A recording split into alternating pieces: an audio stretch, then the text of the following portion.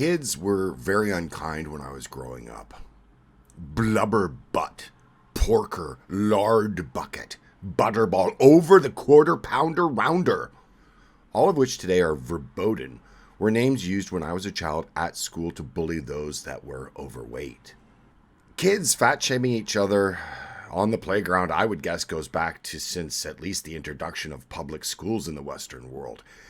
But Japan as a nation takes fat shaming to a whole new level. And for most Western women living in this country, well, it can be mentally scarring, as most notions of beauty at any size are viciously mocked in the media, but also in almost every social interaction. Despite being a wealthy country and access to food that is second to none, with Tokyo having more Michelin-starred restaurants than any city in the world, well, why then does the average Japanese woman not get fat? And why is even the American depiction of Godzilla coming under fire in Japan for his perceived American shape?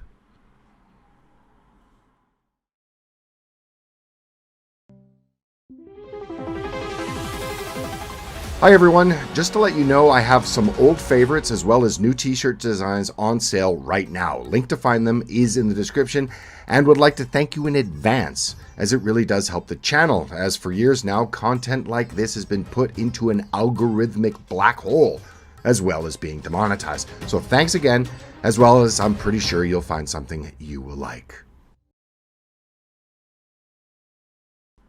A few days ago, a story came across my desk about an American woman who released a TikTok video lamenting the fact that she believed that she was being discriminated against in the current year.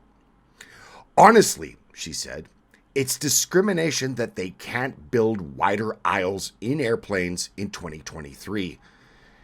And this clip landed about 700,000 views.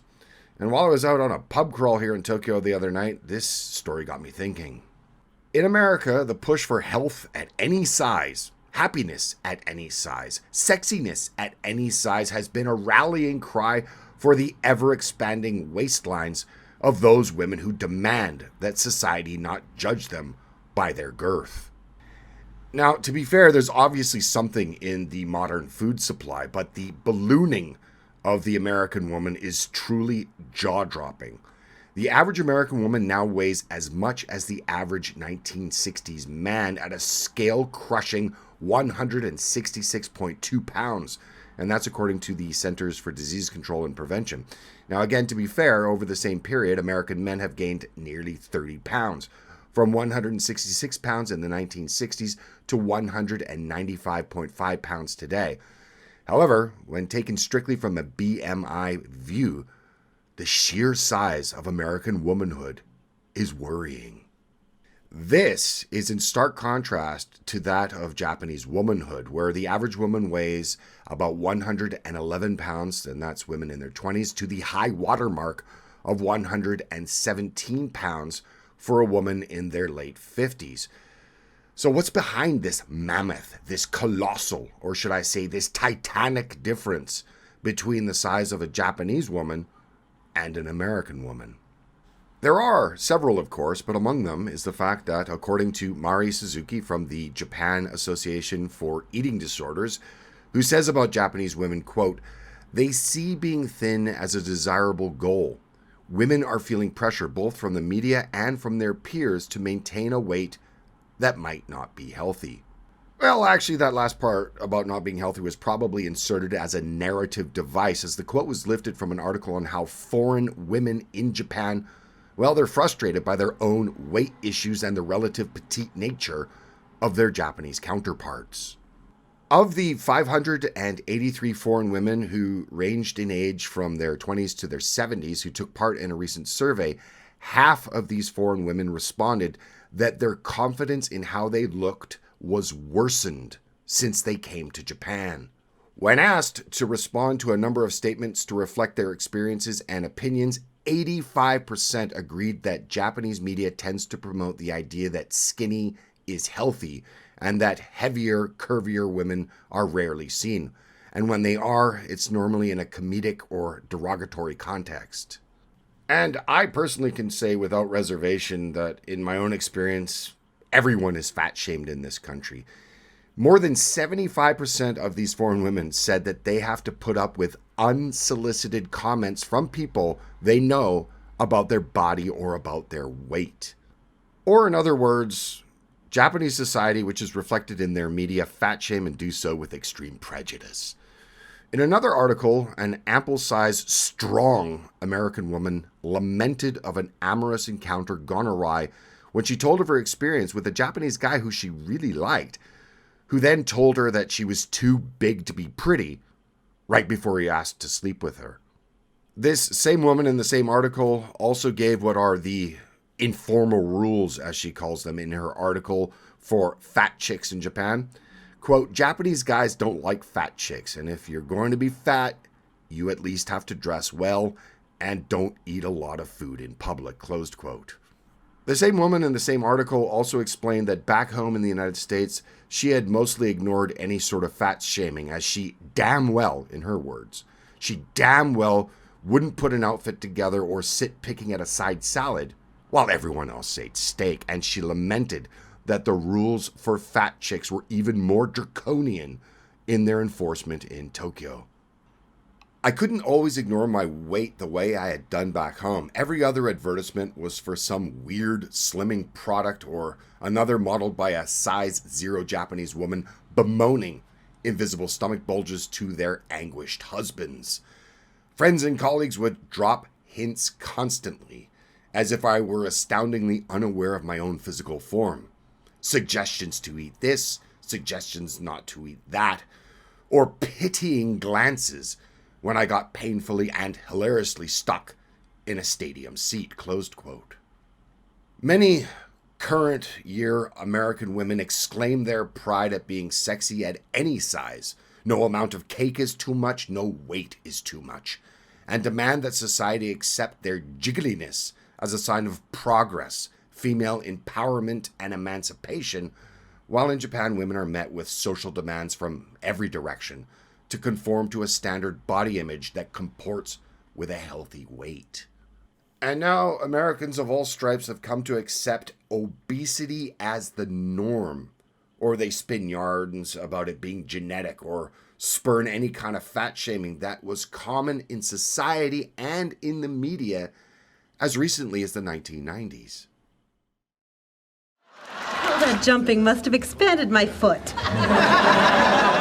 And I see you must have fallen on your butt a time or two. How dare you say that to my face? Well, I'd say it behind your back, but my car's only got half a tank of gas. Well, I have just about had enough of you. Well, you wouldn't say that if I came with fries and a medium drink.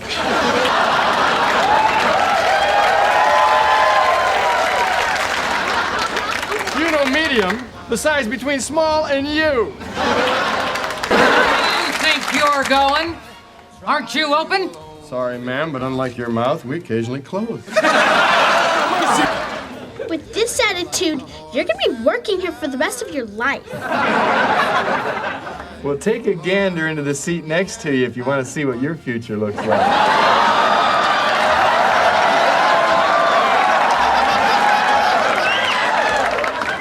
Penelope, let's go someplace where they treat us with respect. Try the moon, you'll weigh less now. Well, let me explain. See, it's just like an elevator. There's a 2-ton weight limit on these suits.